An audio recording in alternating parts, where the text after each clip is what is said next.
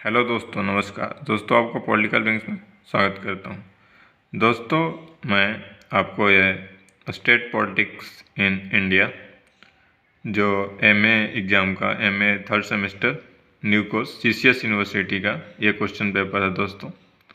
दोस्तों मैं इससे पहले भी इंडियन एडमिनिस्ट्रेटिव जो पेपर होता है उसको मैंने बना दिया है।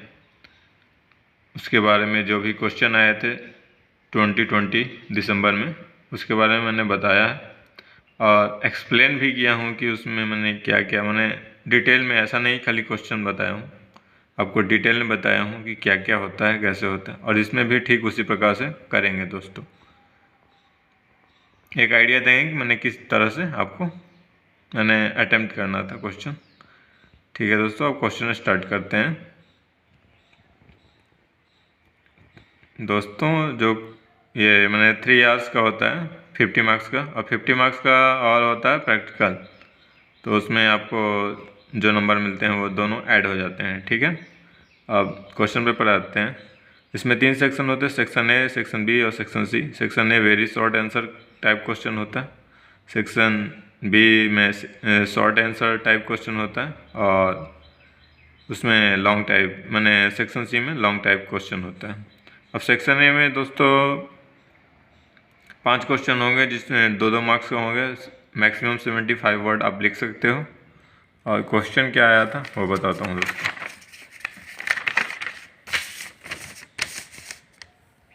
दोस्तों। फर्स्ट क्वेश्चन आया था, विकास को परिभाषित कीजिए। अब डेवलपमेंट क्या होता है उसके बारे में बताना था दोस्तों।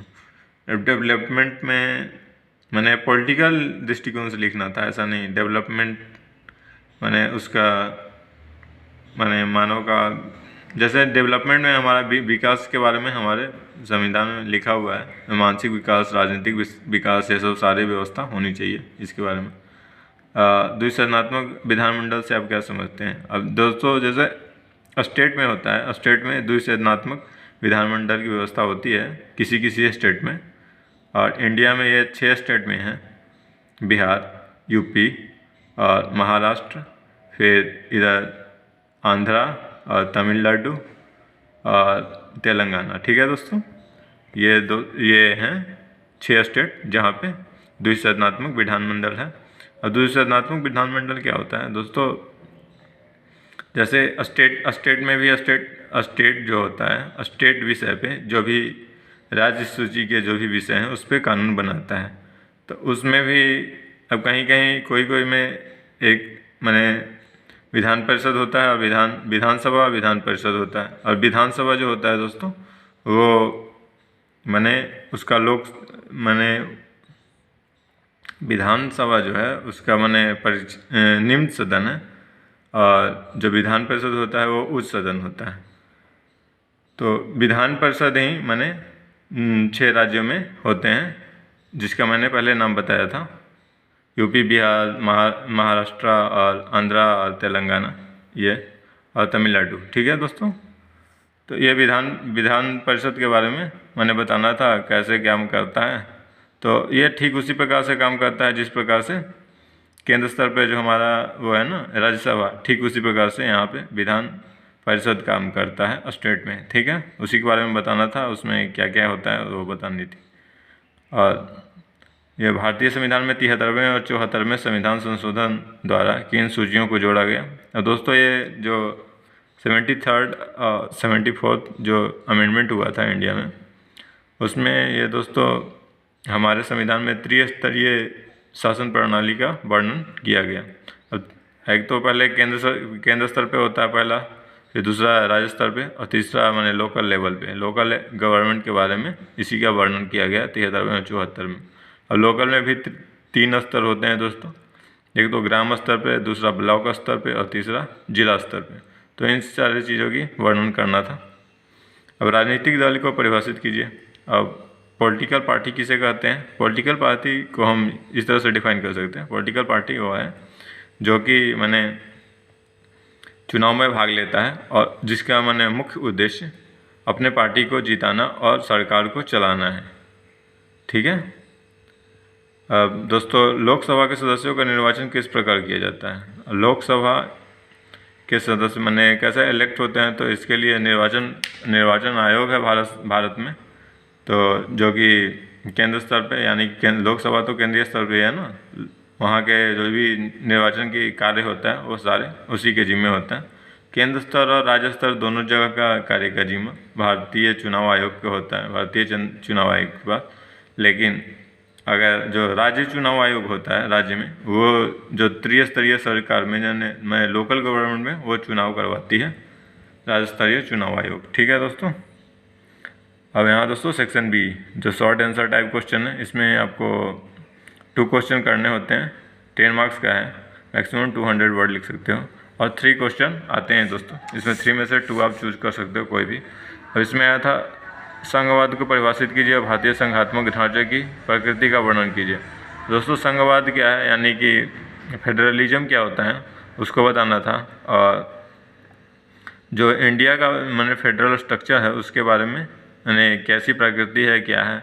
तो यहाँ दोस्तों संघवाद, फेडरलिज्म और ये हमारी जो संघात्मक प्रकृति है वो क्वासी संघात्मक है, यानी कि अगर मैंने नॉर्मली तो वैसे राज्य और केंद्र के बीच कानून बटा होता है, लेकिन मैंने कुछ ऐसी परिस्थिति आ गया तो मैक्सिमम पावर एकात्मक हो जाती है, यानी कि केंद्र के पास चली जाती है। तो ये ऐसी व्यवस्था है हमारे संघात्मक ढांचे की। अब दोस्तों 7th जो क्वेश्चन आया था, भारतीय राजनीतिक व्यवस्था की मुख्य विशेषता का वर्णन कीजिए। अब हमारे मैंने जो इंडियन पॉलिटिकल सिस्टम है उसके क्या विशेषता है उसके बारे में वर्णन करना था। तो उसमें दोस्तों अभी हम देखते हैं हमारे पॉलिटिकल सिस्टम में, एक तो हम लोग एक अच्छी गवर्नमेंट की तरफ सुशासन की तरफ बढ़ रहे हैं, तो वो व्यवस्था अच्छी है। प्लस हम लोग का यह है कि क्षेत्रवाद का हमारे राजनीति में क्षेत्रवाद की ज़्यादा भूमिका होती है, जातिवाद, ये सब सारी व्यवस्था वो सब लिखनी थी इसमें। ठीक है। अब 8वां क्वेश्चन जो है, भारत के राष्ट्रपति की आपातकालीन शक्तियों की आलोचनात्मक विवेचना कीजिए। और दोस्तों इसमें क्या है, भारत के पहले तो इसमें लिखना है भारत की जो राष्ट्रपति के पास आपातकालीन शक्ति है उसके बारे में वर्णन करना। तो शक्ति 3 है दोस्तों, आर्टिकल 352, आर्टिकल 356 और आर्टिकल 360। ठीक है। 360 इकोनॉमी से रिलेटेड है। 352 दोस्तों अगर कोई बाह्य आक्रमण हो गया, यानी कि कोई विदेशी आक्रमण हो गया, उस वक्त भारत में जो केंद्र सरकार है वो लगा सकती है। और 3rd जो है 356 वाला, वो जो है स्टेट में जो राष्ट्रपति शासन लगता है उसके बारे में है। ठीक है दोस्तों। अब ये कब लगता है, जब राज्यपाल कभी ये राष्ट्रपति को कहता है कि वहाँ पे जो कानून व्यवस्था है वो संविधान के अनुसार नहीं चल रहा है, तो उस स्थिति में राष्ट्रपति शासन लग सकता है वहाँ पे। अब जो दोस्तों ये विस्तृत उत्तरीय प्रश्न है, यानी detail answer type question section C का, उसमें 3 क्वेश्चन बनाने होते हैं, और जिसमें 10 मार्क्स का होता है, और इसमें आप लिख सकते हो जितना मन तितना, कोई दिक्कत नहीं है। भारत में राज्यों की, अब जो क्वेश्चन आया था 9th, भारत में राज्यों की राजनीति के अध्ययन के विभिन्न दृष्टिकोण के विस्तार से वर्णन कीजिए।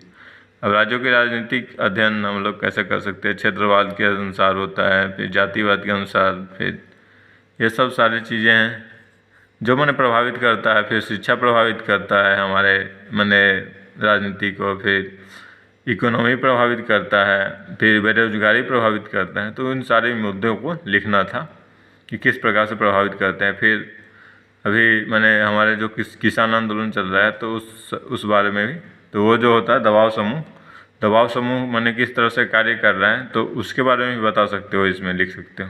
तो ये बातें हैं आप लिखोगे इसमें। 10th क्वेश्चन जो है, संघ और भारत के राज्यों के मध्य विधायी संबंधों का आलोचनात्मक विश्लेषण कीजिए। और यहाँ पे दोस्तों संघ और भारत के राज्यों के मध्य विधायी संबंधों का, दोस्तों एक तो कंकरेंट लिस्ट आप जानते ही होंगे। कंकरेंट लिस्ट में राज्य सूची और केंद्र सूची के बाद जो भी दोनों उस पर कानून बना सकते हैं। कंकरेंट लिस्ट में जितने भी विषय होते हैं उस पर, तो उसके बारे में आप लिख सकते हो यहाँ पे। और उसमें क्या होता है कि अगर राज्य कानून बनाए हुए हैं और माने भारत सरकार को ऐसा लगता है कि कानून ज़्यादा ज़रूरी है बनाना उसी विषय पे, तो वहाँ पे भारत सरकार के कानून को ज़्यादा वैल्यू दिया जाएगा। भारत सरकार इसमें ये कह सकते हैं कि ये अंतर्राष्ट्रीय कारण से या कुछ भी और कारण माने बता के इस पर कानून बना सकती है।